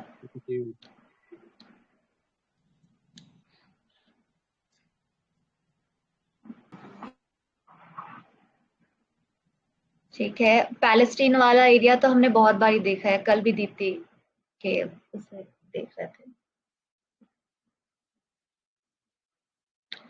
फिर in the federation established by the government of India act 1935 residential power were given to the, तो ये ऑप्शंस थे federal legislature, governor general, provincial legislature, provincial governors. तो गवर्नमेंट ऑफ इंडिया एक्ट 1935 का पूछ रहा है, तो हमें पता है कि provincial residential power governor general के पास थे। वैसे देखा जाए तो फैक्चुअली करेक्ट है ना, वैसे वाइसरॉय ऑफ इंडिया होना चाहिए ना, गवर्नर जनरल होता भी नहीं है देखा जाए तो। हाँ 1857 से तो फिर वाइसरॉय हो गए थे, वो इंटरचेंजेबल था शायद। हाँ, सारे जितने भी एक्ट्स है ना आफ्टर ये गवर्नमेंट ऑफ इंडिया के, इन सब में गवर्नर जनरल ही टर्मिनोलॉजी यूज कर रखी है, तो प्रॉब्ली शायद वो एक्चुअली मीनिंग उन्होंने सेम ही रखा हुआ था। हाँ, वाइसरॉय एंड गवर्नर जनरल कहते थे। जो 1858 का क्वींस प्रोक्लेमेशन हुआ था ना, तो उसमें जो टर्म यूज की गई थी वाइसरॉय एंड गवर्नर जनरल, और उसका एक्सप्लेनेशन भी पढ़ा था मैंने। तो उसमें जो वो है, जो वाइसरॉय टर्म थी, वो केवल एक तरीके का वो दिखाने के लिए था कि क्वीन का रिप्रेजेंटेटिव है, और कहीं यूज नहीं होता था उसको। बस ऑफिशियल जो रॉयल ऑर्डर होता था उसमें वाइसरॉय लिखा जाता था, बाकी सब जगह गवर्नर जनरल लिखा जाता था उसको। ओके सर, ठीक है, तो एक्सप्लेनेशन है, provincial legislatures were given exclusive power to legislate with respect to matters in provincial list. ठीक है, the federal legislature had the exclusive power to make law on matters in the federal list. तो subject बना दिया गया, list बना दी गई थी, provincial list होगी, फेडरल लिस्ट होगी और कॉन्करेंट होगी। तो कॉन्करेंट में दोनों ही बना, दोनों को ही पावर थी, लेकिन जैसे अभी है कॉन्करेंट में अगर स्टेट सेंट्रल गवर्नमेंट बनाती है, तो अगर दोनों ही बनाते हैं तो सेंट्रल गवर्नमेंट को वो रहता है, क्या कहते हैं, अपर हैंड होता है ना, सीधी। हाँ ठीक है। तो रेसिडेंशियल पावर थी वो गवर्नर जनरल के पास चली गई थी, और on his description, in his description assign any such power by public notification to the federal legislature और प्रोविंशियल लेजिस्लेचर। तो इधर गवर्नमेंट ऑफ इंडिया एक्ट 1935 का है, उसके ये प्रोविजंस थे। तो ऑल इंडिया फेडरेशन बनी थी जो कि कभी आई नहीं, ठीक है, उसमें हाँ। फिर 3 लिस्ट सिस्टम थे जो हमने देखा, सेंट्रल, प्रोविंशियल और कॉन्करेंट लिस्ट। तो रेसिडेंशियल पावर वाइसरॉय के पास चली गई थी, और डायरकी को प्रोविंशियल लेवल पे खत्म कर दिया गया था, जो 1919 में आई थी गवर्नमेंट ऑफ इंडिया एक्ट से, और आई थी, लेकिन वो कभी प्रैक्टिकल मतलब प्रैक्टिस में नहीं आ पाई थी, ठीक है। और तो ये प्रोविंस को प्रोविंशियल लेवल में उसको खत्म कर दिया गया, और फिर सेंट्रल लेवल पे डायरकी लाई गई 1935 से। फिर प्रोविंशियल ऑटोनॉमी मिली, तो रिस्पॉन्सिबल गवर्नमेंट, ठीक है। तो प्रोविंसेस में डायरेक्टली इलेक्टेड मेंबर्स जाने लगे जब लेजिस्लेचर था। फिर हाँ, डायरकी सेंट्रल लेवल ये हो गया, और सेंट्रल लेजिस्लेचर में election to council of state, तो ये 1/3 मेंबर काउंसिल ऑफ स्टेट में, जो अभी जैसा है जो 2 साल में रिटायर होते हैं, तो 1/3 मेंबर तब 3 साल में रिटायर होते थे। इलेक्शन डायरेक्ट था, और 5 साल का ड्यूरेशन था। फेडरल असेंबली में इनडायरेक्ट इलेक्शन था, ठीक है। और बाईकैमरलिज्म प्रोविंशियल लेवल पे भी आ गई, और 1919 में हमने देखा है कि वो सेंट्रल लेवल पे पहले से थी। और कम्युनल रिप्रेजेंटेशन को यहाँ एक्सटेंड कर दिया गया। पहले सिख, एंग्लो इंडियंस और इंडियन क्रिश्चियंस और एक किसी का था शायद ना, 4 मुस्लिम सिख्स,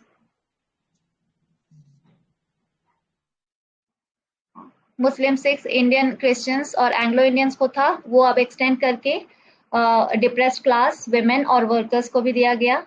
आरबीआई एस्टैब्लिश हुई, और फिर federal public service commission, provincial public service commission और जॉइंट पब्लिक सर्विस कमीशन आई।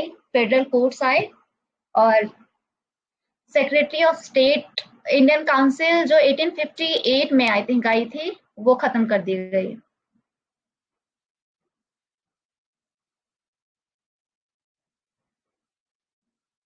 इसमें ना एक चीज लिखा है कि कम्युनल रिप्रेजेंटेशन एक्सटेंडेड।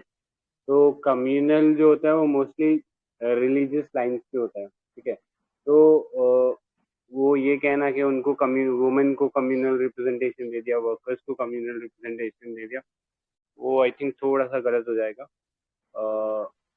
ये कह सकते हैं कि हाँ, उनके लिए भी रिजर्वेशन रखा गया था, ठीक है। तो सेपरेट इलेक्टोरेट है ना, सेपरेट इलेक्टोरेट, हाँ, separate electorate. And further depress class को गवर्नमेंट ऑफ इंडिया एक्ट में बाद में जो पुणे पैक्ट आया था उसमें एज अमेंडमेंट एक्सेप्ट कर लिया गया था। तो अल्टीमेटली सेपरेट इलेक्टोरेट जो है वो ऑफर नहीं हुआ था for depress class, it was reservation for depress class. तो वो चीज देख लेना। मतलब कम्युनल अवार्ड में they wanted to give separate electorate, but finally जब पुणे पैक्ट हुआ उसके बाद गवर्नमेंट ने उस चीज को एग्री किया था कि हाँ ठीक है, हम ये पुणे पैक्ट को मानने को तैयार है as an amendment to this government of India act. तो अल्टीमेटली डिप्रेस क्लास के लिए रिजर्वेशन ऑफर हुआ था यहाँ पे। बट पूना पैक्ट तो इसके पहले आया था ना, 1935 एक्ट के पहले। हाँ वही 1932 में आया था ना पैक्ट तो।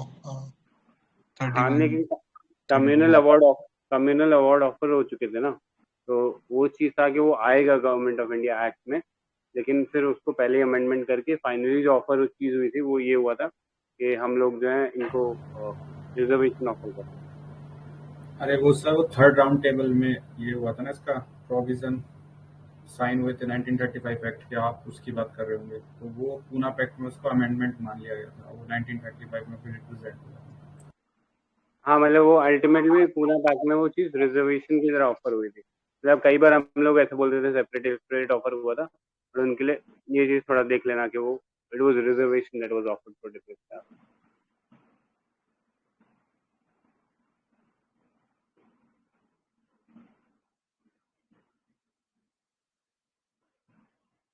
तो next government of India act 1935 से और क्या क्या क्वेश्चंस पूछे गए हैं।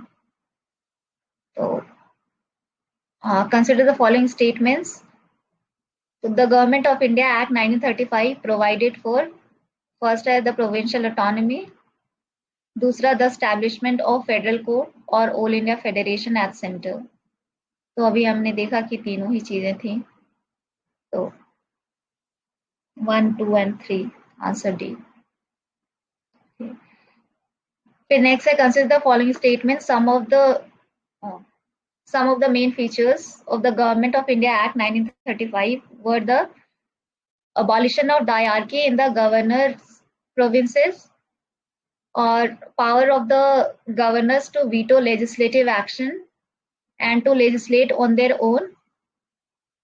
Third है abolition of the principle of communal representation. तो थर्ड तो वो कम्युनल रिप्रेजेंटेशन तो था ही, तो वो गलत हो गया, तो सी डी कट गया। डायरकी बी आंसर है। The instrument of instructions contained in the Government of India Act 1935 have been incorporated in the Constitution of India in the year 1950 as, तो इसका कोई आंसर बताओ। डीपीएसपी। डीपीएसपी होगा ना। हाँ DPSP, तो आंसर बी। तो instrument of instructions under the government of India act 1858 were envisioned to act as guiding principle to the Governor General of India and the governors of provinces in discharge of their official duties. तो ये मैंने ढूंढा instrument of instructions जो 1858 कह रहा है, ये तब इस समय तक आई थी क्या? मतलब ये प्रोविजन है? आपने उठाया क्या हुआ? 1935 वाले में है ना, इससे पहले तो नहीं पूछा इतनी। हाँ लेकिन इंस्ट्रूमेंट ऑफ इंस्ट्रक्शंस ऐसा कोई वर्ड 1858 में आया था क्या? मतलब एक्सप्लेनेशन मुझे जहां से मिला वहां से तो वहां पे ये था, लेकिन मैंने जब 1858 वाला एक्ट देखा तो क्लियर गलत लिखा था क्वेश्चन में। नहीं ये फैक्चुअली इनकरेक्ट है। और वैसे भी हमने इंस्ट्रूमेंट ऑफ इंस्ट्रक्शंस मतलब इनकॉर्पोरेट नहीं किया है ना, करे ना इसमें कॉन्स्टिट्यूशन में। वो तो डीपीएसपी रिजेंबल करते हैं, उससे मिलते जुलते हैं, बट हमने वहां से नहीं उठाया। हमने डीपीएसपी तो आयरिश कॉन्स्टिट्यूशन से उठाया। तो ये वैसे भी government of India act of 1935 आएगा यहाँ पे, जिसके अंदर इंस्ट्रूमेंट ऑफ इंस्ट्रक्शंस था। हाँ बट 1858 को भी गुड गवर्नमेंट एक्ट बोलते हैं ना, कुछ ऐसा है। तो हाँ मैं भी उधर, बट वहां कुछ ऐसा कभी पढ़ा नहीं मैंने, सही बताऊं। गुड गवर्नेंस एज इन वो उनकी तरफ, मतलब गुड गवर्नेंस फॉर ब्रिटिशर्स था ना वो, नॉट फॉर द पब्लिक। तो नाम उन्होंने उस एंगल से दिया था शायद उसे।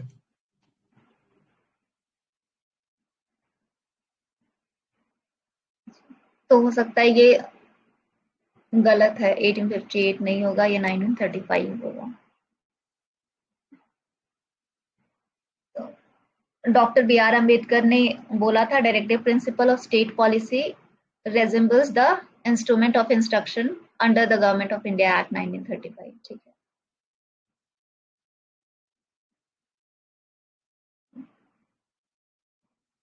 वो करेक्ट कर दिया क्या अतुल?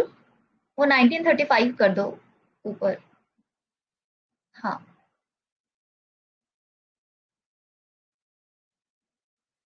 ठीक है, thank you. Which one of the following is not a feature of Government of India Act 1935? तो कौन सा फीचर नहीं है कह रहा है। बाई कैमरल तो हमने देखा था, प्रोविंशियल ऑटोनॉमी थी, ऑल इंडिया फेडरेशन बनी थी, तो पहला ऑप्शन गलत। हाँ मतलब सही है। बाइकैमरल लेजिस्लेचर इन प्रोविंसेस कौन सा एक्ट बना था? प्रोविंसेस 35 1935 ना। 35 में था ना। और सेंटर में कौन सा एक्ट बना था? 19 में government of India act 1990। Correct.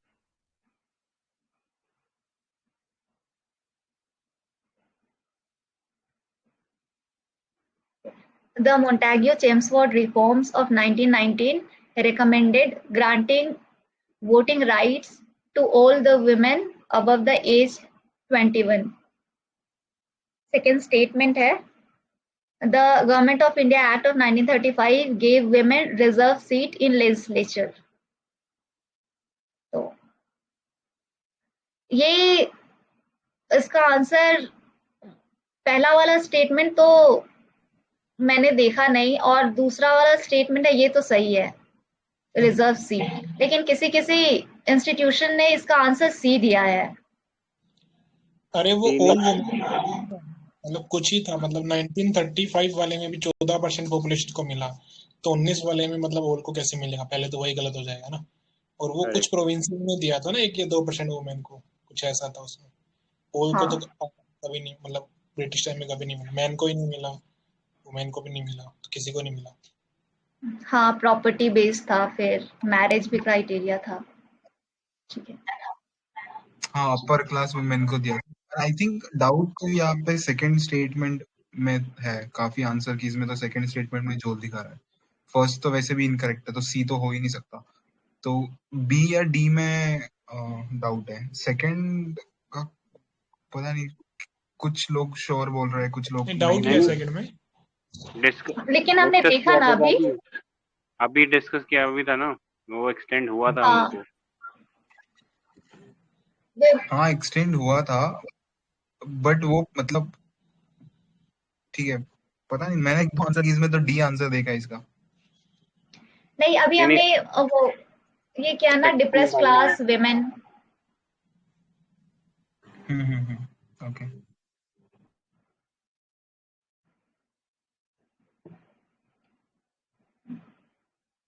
तो ये 1918 में ही विमेन को मिला था ब्रिटेन में, तो इंडिया में तो हो ही नहीं सकता है। ठीक है, और बस यही एक्सप्लेनेशन है।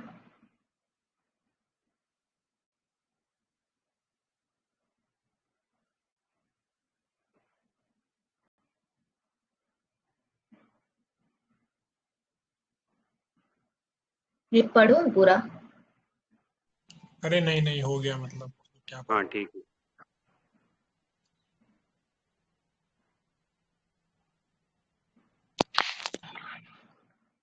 Consider the following statements. पहला स्टेटमेंट है, the speaker of the legislative assembly shall vacate his और her office if he she ceases to be a member of the assembly, or whenever the legislative assembly is dissolved, the speaker shall vacate his office immediately. Which of the statements given above is correct? तो इसका answer दिख ही रहा है, ए है। हमें पता है कि जब असेंबली डिसॉल्व होती है तो लेकिन स्पीकर की पोस्ट मतलब बनी रहती है जब तक नया लोकसभा ना आ जाए। So the speaker remains in office during the life of the Lok Sabha, or however he has to vacate his office earlier in any of the following three cases. तो cases है, if he ceases to be a member of the Lok Sabha, दूसरा है if he resigns by writing to the deputy speaker, and third if he is removed by a resolution passed by majority of all then members of the Lok Sabha.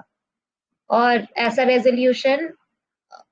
Resolution के लिए 14 days advance में notice देनी पड़ेगी। ठीक है, तो statement 2 का था, the speaker remains in office during the Lok Sabha. तो ये मैंने पहले ही बोला, whenever the Lok Sabha is dissolved, the speaker does not vacate his office and continues till the newly elected Lok Sabha meets. तो ये लक्ष्मीकांत मतलब किस लिए रखा क्यों जाता है इनको? मतलब जब न्यूली लोकसभा मीट करने से पहले प्रोटेम स्पीकर बना देते हैं ताकि वो शपथ वपथ दिलवा दे, तो इनको हम रखते ही क्यों है? मतलब ऐसा क्यों रखा गया है?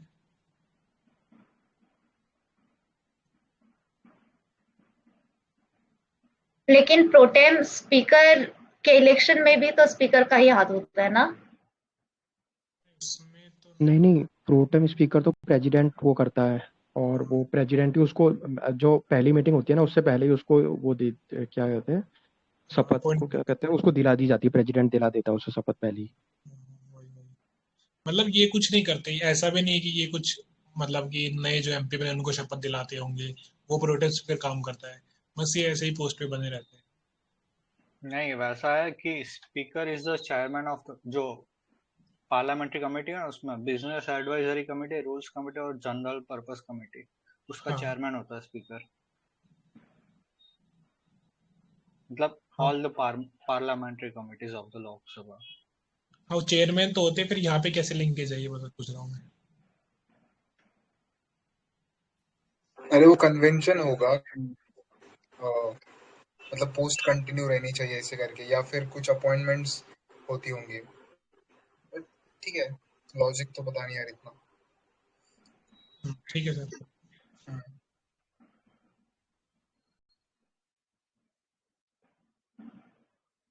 ठीक है, क्वेश्चंस में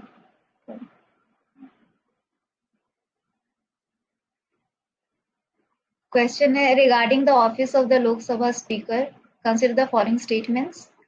He holds the office during the pleasure of the president.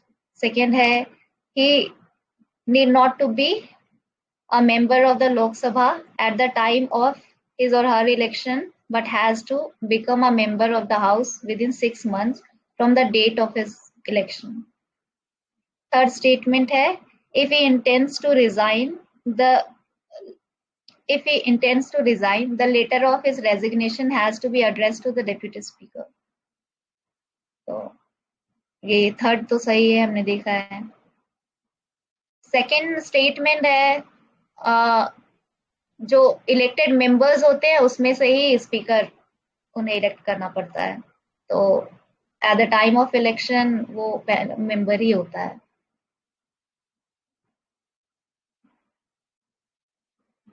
ये मिनिस्टर के केस में सेकेंड वाला है. ठीक है.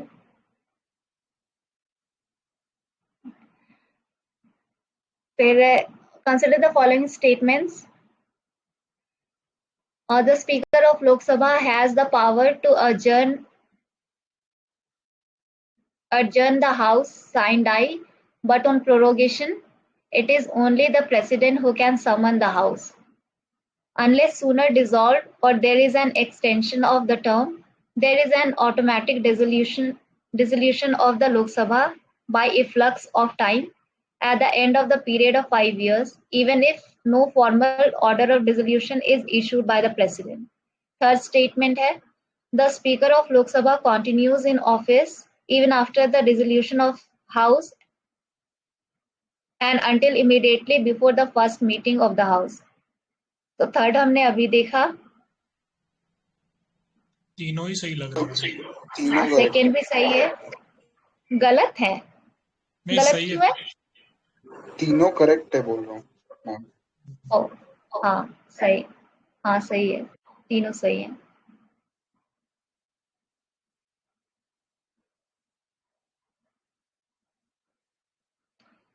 The speaker can ask a member of the House to stop speaking and let another member speak. This phenomena is known as, ये बताओ answer. Decorum, crossing the floor, interpellation और yielding the floor. D होगा ना, yield कर रहा है. D है D.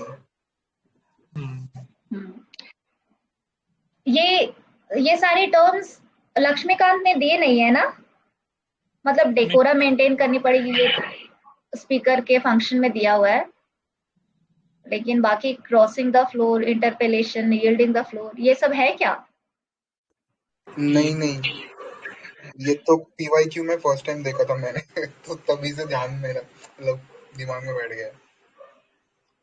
हाँ, तो ये डेकोरम तो नॉर्मल टर्म हम लोग जानते ही है कि ये सोशली करेक्ट, काम, polite behaviour. Crossing the floor होता है, it means passing between the member, addressing the house and the chair. ठीक है. तो which is considered breach of parliamentary etiquette. तो जब भी कोई स्पीकर और कोई मेंबर बात कर रहा हो, बात मतलब एड्रेस कर रहा हो एक दूसरे को, तो बीच से क्रॉस नहीं करना है. तो ये क्रॉसिंग द फ्लोर कहलाता है. इंटरपेलेशन है कि किसी मिनिस्टर से कन्फ्रंटेशन करना. फिर yielding the floor है, it refers to a situation when the speaker of the Lok Sabha asks a member of the house to stop speaking and let another member speak. हमने बहुत वो session के time हमने देखा है ना, speaker किसी को चुप करा के बैठा देता है, दूसरे को बोलने को कहता है. तो that is yielding the floor.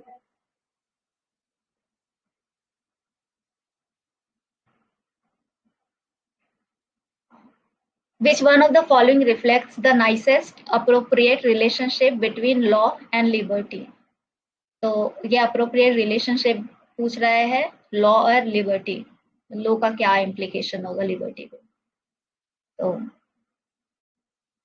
ये आजकल political philosophy पे बहुत सारे questions आ रहे हैं.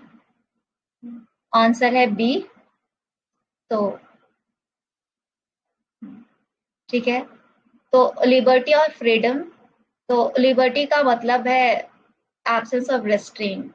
It means in order to maintain liberty of the individual the state should not impose any restraints on his activities in various sphere of life. ठीक है, तो absence of restraint simple meaning.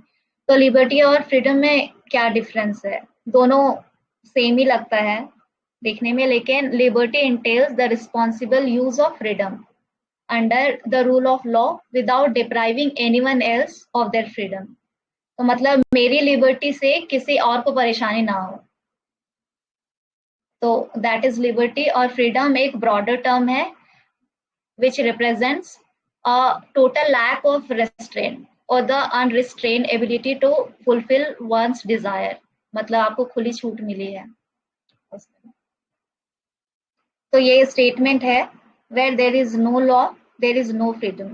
तो ये John Locke की कही गई बात थी जो हमारे ऑप्शन में थी। तो ये बस एक्सप्लेनेशन मैंने थोड़ा लिख दिया है। इनफर्ड राइट्स पे कुछ क्वेश्चंस हैं, तो वो देख लेते हैं। In the context of polity which one of the following would you accept as the most appropriate definition of liberty? तो अप्रोप्रिएट डेफिनेशन पूछ रहा है लिबर्टी का। तो पहला है protection against the tyranny of political rulers, दूसरा एब्सेंस ऑफ रिस्ट्रेंट, तीसरा है opportunity to do whatever one likes, और फोर्थ है opportunity to develop oneself fully. तो ये अप्रोप्रिएट डेफिनेशन पूछ रहा है, इसीलिए हम लोग फंडामेंटल, जो पहला ऑप्शन है वो तो फंडामेंटल राइट्स का है कि protection against tyranny of political rights. Liberty में जरूरी नहीं कि फंडामेंटल राइट्स आए, उसमें बहुत सारे राइट्स आ सकते हैं। और एब्सेंस ऑफ रिस्ट्रेंट हमने अभी देखा कि फ्रीडम या लिबर्टी का मतलब ही वही होता है, लेकिन यह अप्रोप्रिएट रिलेशनशिप पूछ रहा है, इसलिए ऑप्शन डी होगा। तो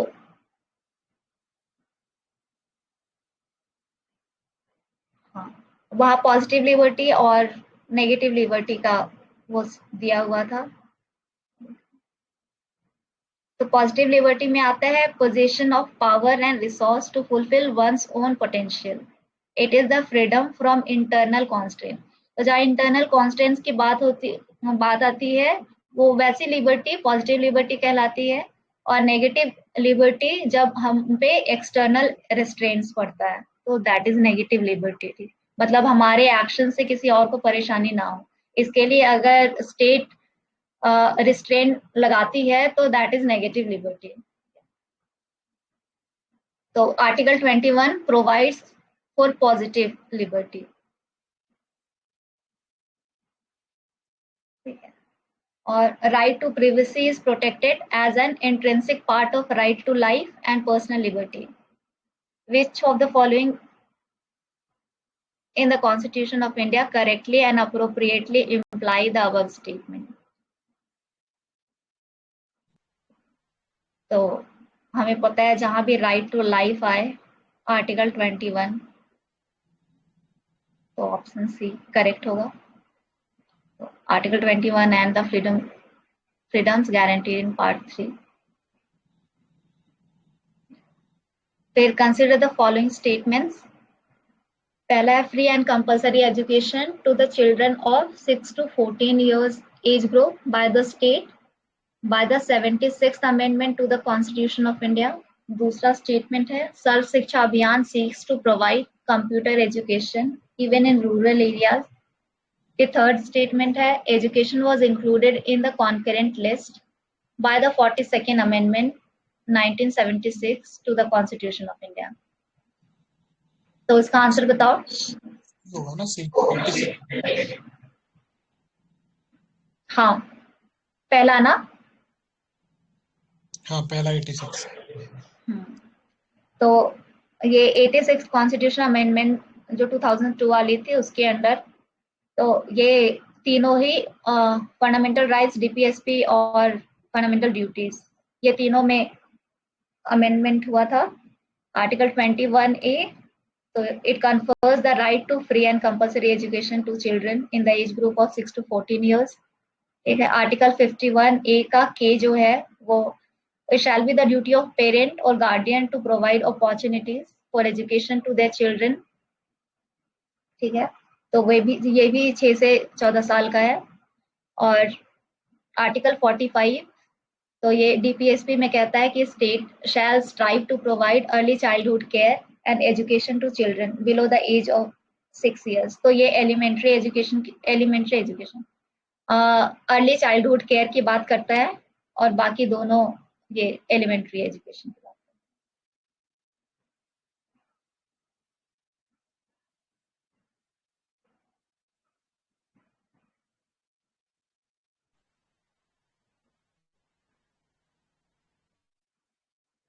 है। मेरे खत्म हो गए, किसके थे? नवीन के थे आई थिंक। नहीं, मेरा हो चुका है। ओके, और मोहित का था आई थिंक, मोहित आया नहीं है शायद। आज किस किस का हुआ फिर? मेरे और मोहित के ही बचते थे, और किसी के शायद कोई कह रहा था 1 से 4। अतुल सर के ही था शायद। अरे टाइप करने से अच्छा अनम्यूट कर लो यार। इतना इको नहीं कर सकते, पीछे से कर सकते हो आप ना। अभी मोहित गायब है, कुछ टाइम पहले आया था। अतुल सर आप कर रहे हो क्या 1 से 4?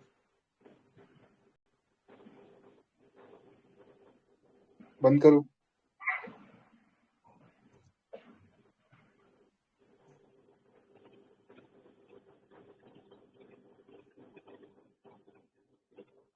हाँ रिकॉर्डिंग चल रहा है ना? चल रहा है। बंद करना है क्या? हाँ, रिकॉर्डिंग डाल के गए थे, देखती हूँ। तो ठीक है फिर अतुल सर आप कर रहे हो 1 to 4 तो ठीक है, नहीं तो फिर रैप कर दे।